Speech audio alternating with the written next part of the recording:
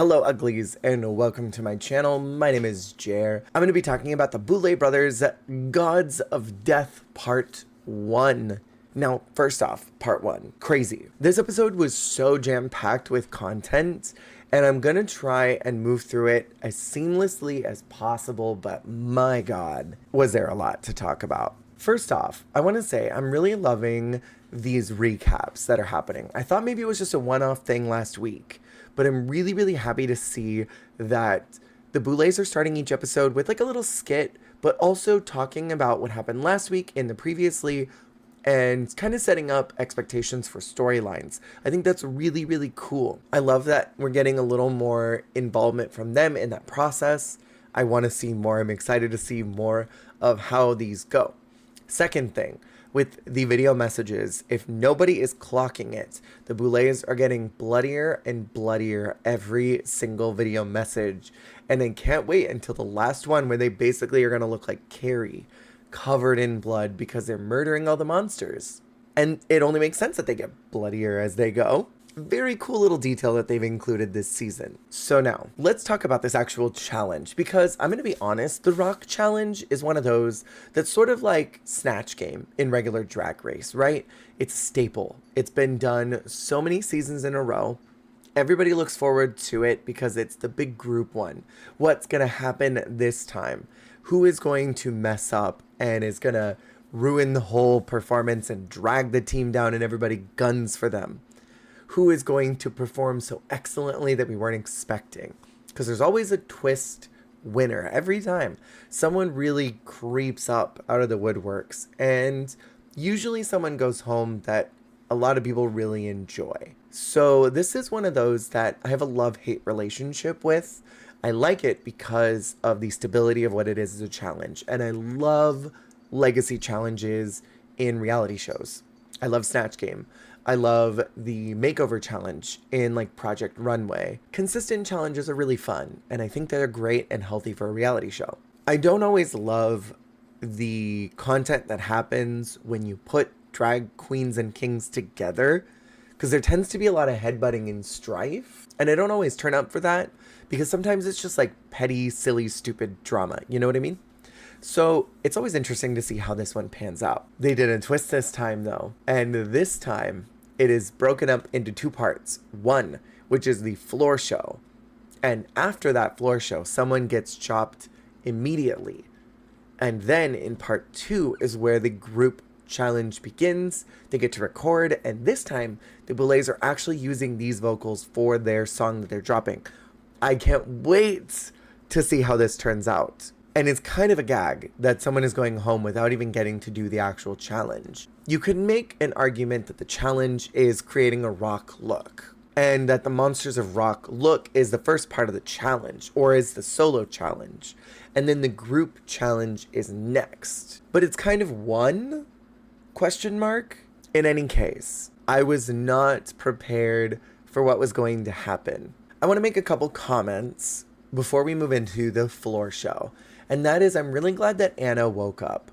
There are a lot of people online who are talking about how they didn't like how Anna was talking to Blackberry. Having been in the nightclub when people are talking about you, having been the oddball in school where people are talking about you and are whispering about you and shooting shade in your direction without saying your name, but they're clearly talking about you. This has happened to me many times before. It's infuriating. And sometimes you just snap back, and you have to protect yourself and to make your mark known that you're not to be picked on. Because it's bullying, frankly, when people talk about you without saying your name. And that seems to happen a lot this season. It's happening to JK. It's happening to Anna. It's happening on some level even to Jarvis. And it's really frustrating when people do that to you. I'm glad that Anna's woken up, because she was fading into the background for many episodes, and Anna is someone who really inspired me in my drag, and so I wanted to see her do well. I wanted to see her succeed. I wanted her to outperform, and so far she's not really been doing as well as I wanted her to. And I don't think the Boulays really have been responding to how she's been doing either. So I'm really glad to see that she's finally woken up and she's advocating for herself, because no one is going to advocate for you in a very Tyra Banks way. You lay in bed and you take responsibility for yourself because nobody's going to take responsibility for you. So I'm glad that she is doing that. And I think it was important to sort of assign the pecking order and to establish they're all in a competition together. Nobody's better than anybody. And if they have something to say, they need to say it back to her. We got a lot of backstory about Fantasia, which I really enjoyed hearing. I think it helped add a little more context to her as a person. It's that thing that Drag Race is always trying to do, where they want you to be sympathetic towards someone, but without it being forced. That's how this felt. Drag Race comes off sometimes like, look, we want you to really like this person, so we're going to tell you their tragic backstory, and then you like them, so that you're happy when they win the challenge. It didn't feel like a priming for Fantasia to win, spoiler alert. But I really enjoyed hearing more about who she is, and I think that's going to help a lot of queer people across the world who are going to see this episode. And that's so important. These queer stories that get lost in Drag Race that just don't get told anymore, that's what Fantasia did in this episode. And I think that's critically important to our culture. We had another moment where someone pulls JK out of the room to go and talk with them about the attitude and everything going on. And I'm honestly so freaking exhausted by these microaggressions towards Jay. And I'm tired of it, these people going and pulling Jay aside and then continuing to talk about them. And I felt, for me, like Cynthia pulled Jay aside just to sort of save face, but wasn't actually going to do anything about it.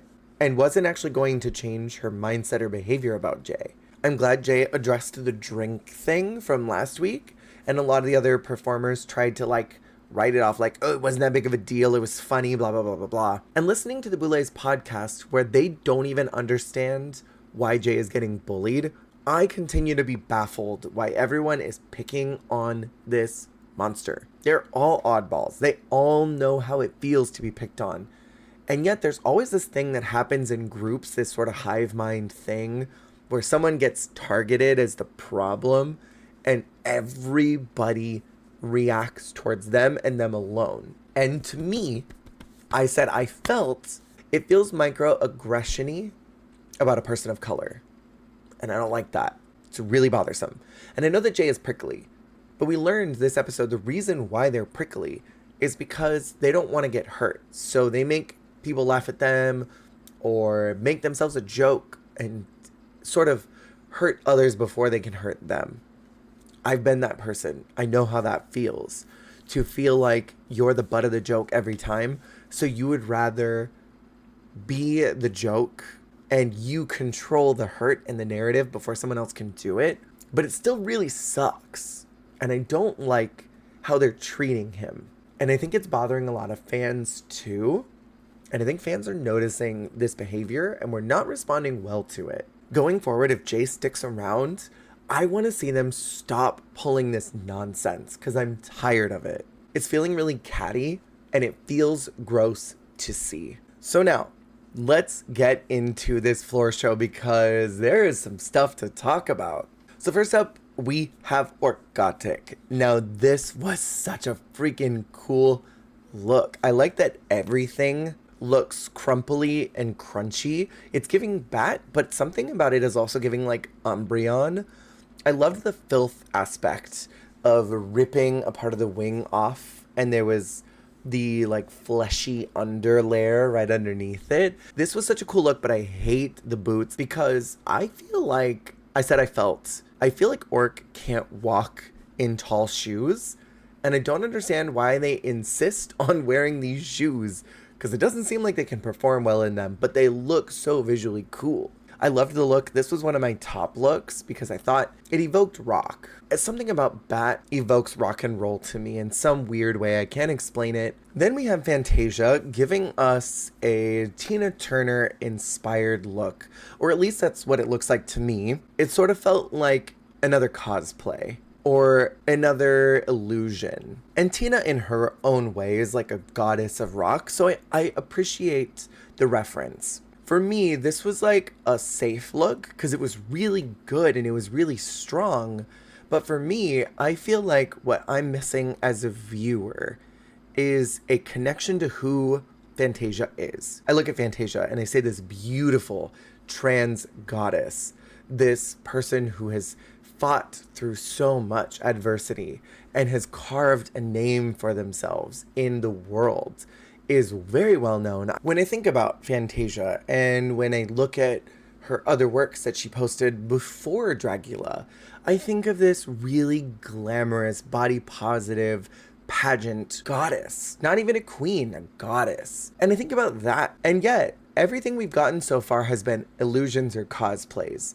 The initial promo look was a Beetlejuice. Then we got a Gaga. Then there was the Betty Boop, and now a Tina Turner. So what I'm getting from Fantasia is that her style of drag is about cosplay and illusion, but with her own little twist on it. But from everything I know about Fantasia, I don't know her as an illusionist. This is an interesting rebrand to suddenly move towards illusions. And they may be fierce. I don't know if I necessarily look at them and see horror filth represented in any of the looks so far. And even though this was really good and it was on trend for the assignment, it didn't have those two pillars. And I felt like there were a couple others that had those pillars.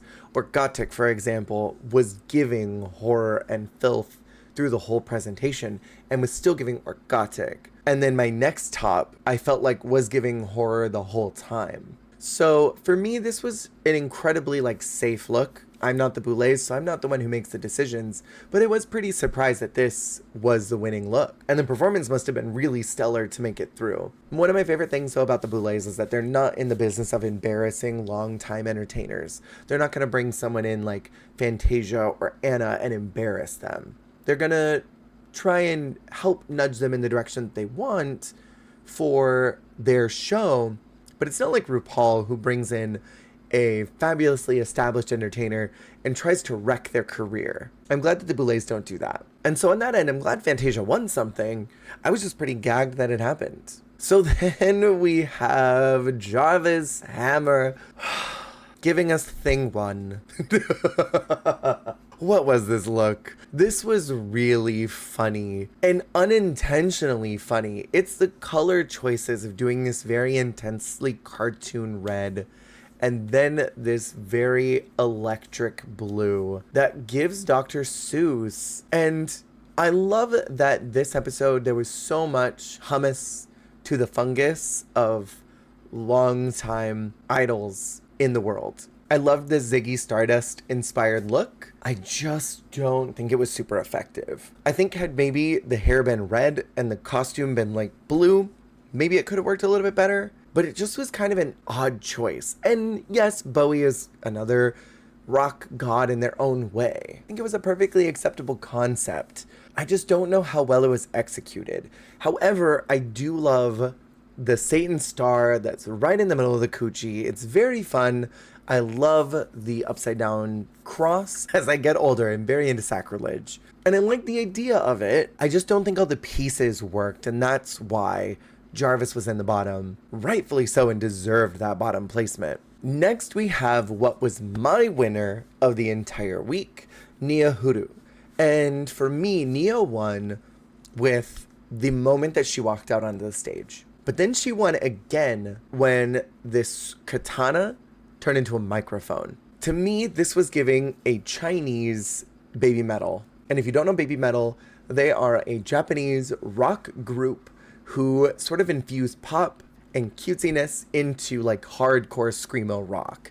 That's what this was giving to me. And everything that Neo does is so infused with her culture, and you can see that seeped in this look. And then the fact that this sword is bloody. God, I loved this look. And then when she flipped it around and it was the microphone, that is when she won the challenge for me. I was obsessed with this from top to bottom, and I think it would be so inappropriate of me to not address all the details that are here, because it all makes sense. This looks like you could see it in a music video for an actual rock group.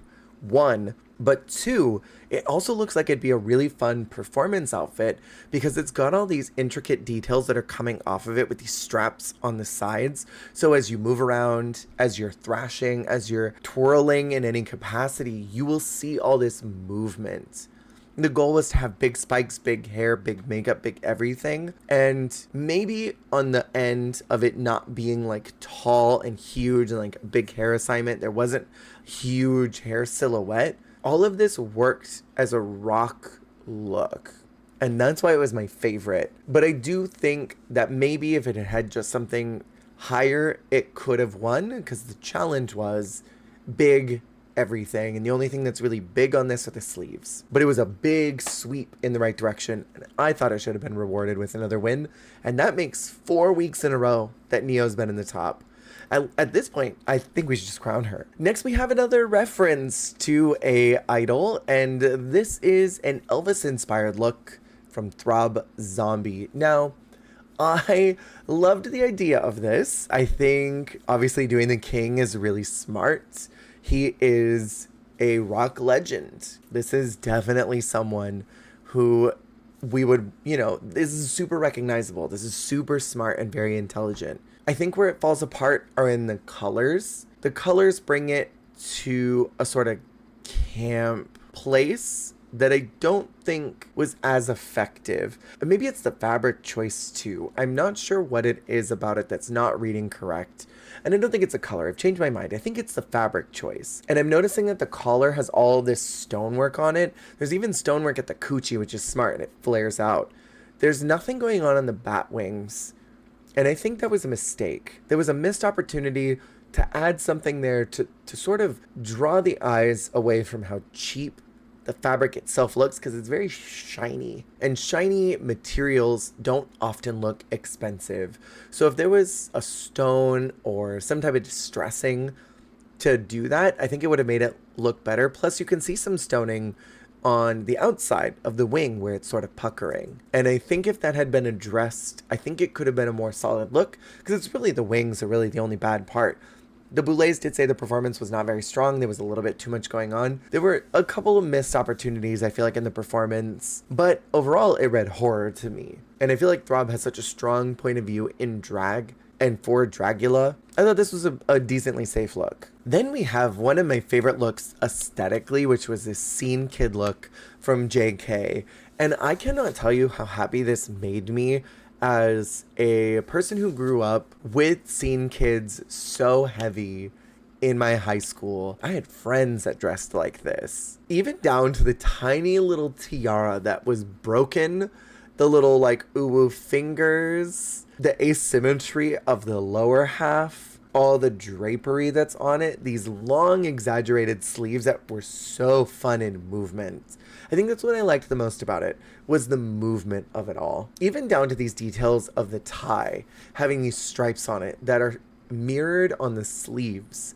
Such a solid, strong look. But I understand why the Boulets didn't love it. I think in comparison to everybody else, it was definitely muted somehow. And I think that's just because everybody came out so guns blazing, and Jay is doing something so very different. I think to execute this kind of drag, it has to be so flawless and so without any marks that could be slightly bad that you will always slay. And unfortunately, there were a couple misses in the performance, like the tiara hanging down.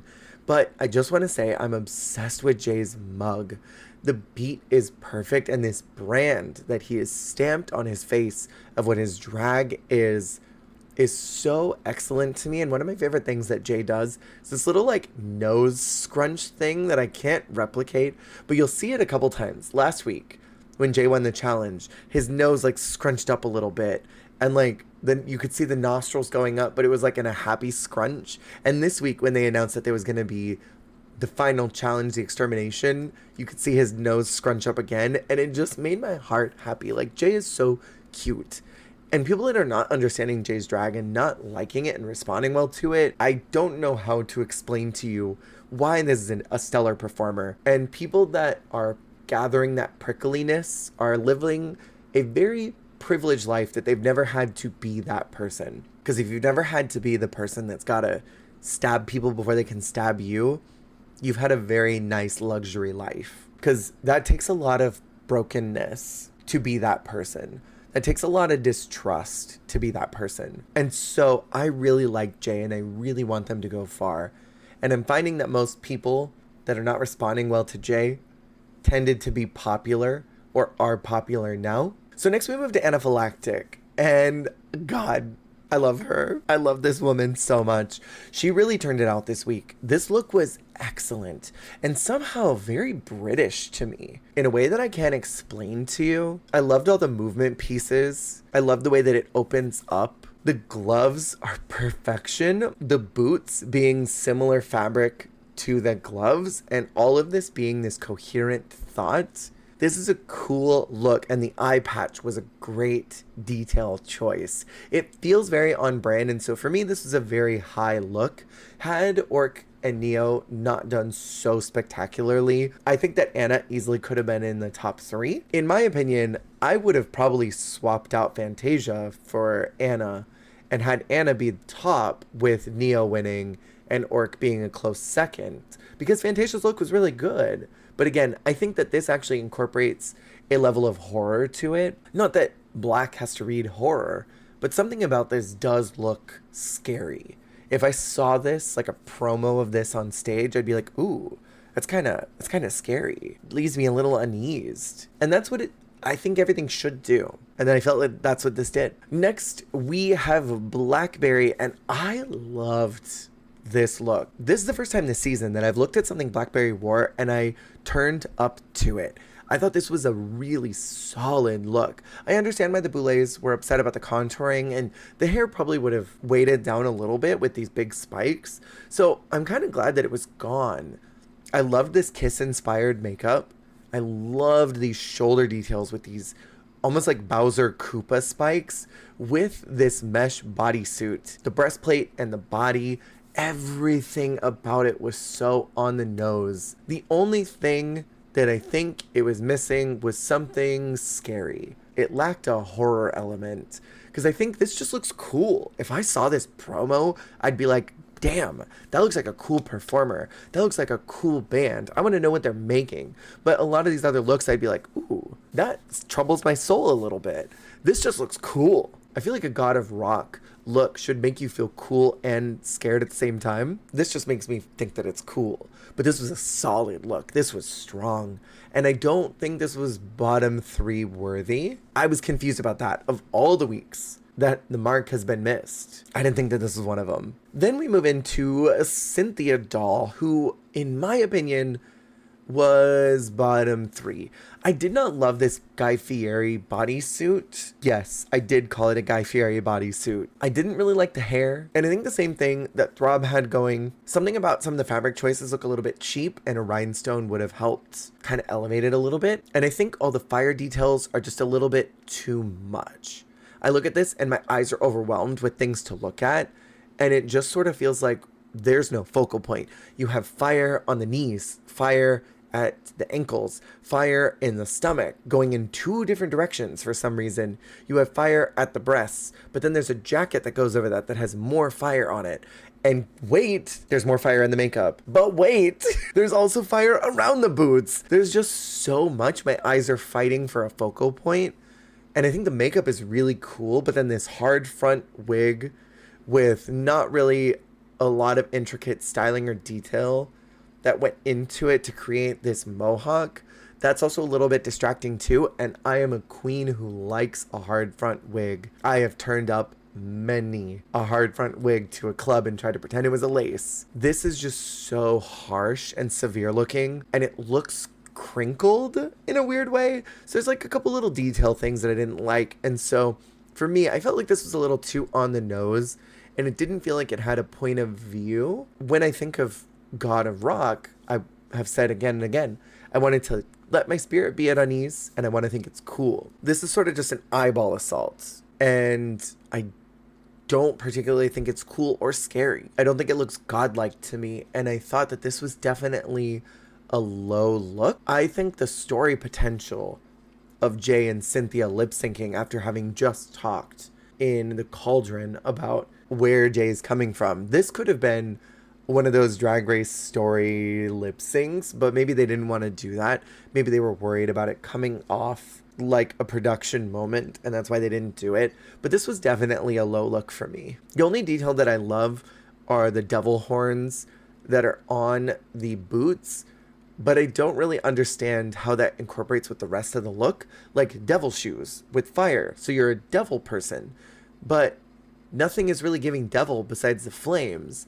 The flames are giving rodeo. Something about this feels like a biker. And I think that's been my problem before, is a lot of Cynthia's outfits look like they were supposed to be pieces for something else. Something that was not a rock challenge, but it was close enough. And it just feels like it lacks intention and point of view. So Fantasia wins the challenge, and unfortunately, JK and Jarvis have to lip sync against each other, being up for extermination. Now, this was crazy. It's not a lip sync for your life. Distinctly is not a lip sync for your life. However, it was a lip sync for your life. This has never been done in Dragula before. Jarvis called it a lip sync roulette, and I liked that wordplay a little bit, trying to get as far away from Drag Race as possible. And Jay freaking killed it. As soon as the music started, I was like, okay, it could go either way. It was kind of low key. But Jay was doing these movements that were so perfect, and kept doing these back and forth, cute and fierce and strong and scary and powerful movements, even down to flipping everybody off at the very end, which I thought was a really great detail. Jay didn't pull out a bunch of stops. Jarvis just kept running around. It was giving, I don't really know how to perform, and that was concerning to me. One time in the nightclub, there was somebody who was performing I Saw the Signs, and this is all they did the whole time. I saw the signs and it opened up my eyes. And that's all they did. The second time I saw them, they were performing Walking on Sunshine, where they literally sprinted around the nightclub. Sprinted for the whole 4 minutes until the song was over. And when they thought it was done, they ran backstage, but realized the music was still going and came back out and kept running around because they were just nervous about performing. Understandable, but it was not a good performance. And that's kind of what Jarvis was giving, unfortunately, the whole time. And because the look was kind of silly, it was even sillier of a performance. So for me, Jarvis lost within the first couple seconds, and the rest of it was just overkill. So Jarvis is unfortunately out, which I am gagged that Jarvis is out this early. I thought Jarvis would be like a top 6 type of a monster, but I was surprised that he left so soon. So, I mean, I still love Jarvis. I think they're really freaking cool. I think he's a great performer and has a cool point of view on drag and who he is as a performer. I just don't think any of that was allowed to come out at all. My favorite part of the episode, though, was that Jarvis got a lore-accurate death. Jarvis explained in the Meet the Monsters that his character is this vaudevillian ghost who was performing so hard that this light fell down and he didn't even notice that it was coming, and it smushed him and killed him. I also loved that in the last confessional it was, "You may see me again, I am a ghost," and they let him disappear corporeally. That was really cool and very sweet on the Boulet's end.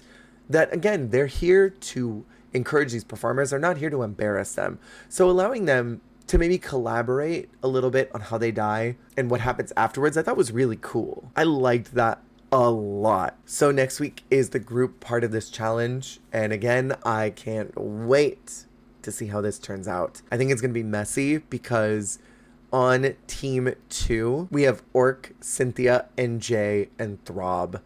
And it's going to be excellent tension between Orc and Jay and Cynthia, and Throb just sort of getting thrust in the middle of it.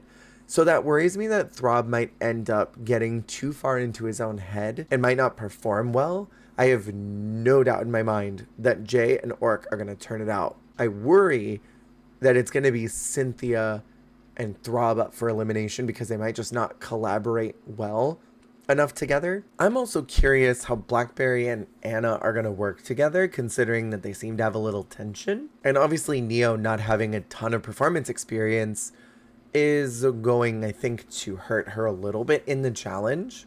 But we'll see. She turned out this week and last week, and the Boulets didn't think that she was going to turn it out last week, and she killed it. Thank you for watching. Let me know what your thoughts were, and hopefully see you next week for another episode review. Goodbye. Hey, thank you so much for watching. If you liked the video, make sure to click that like button. And if you want to see more, hit subscribe. Goodbye.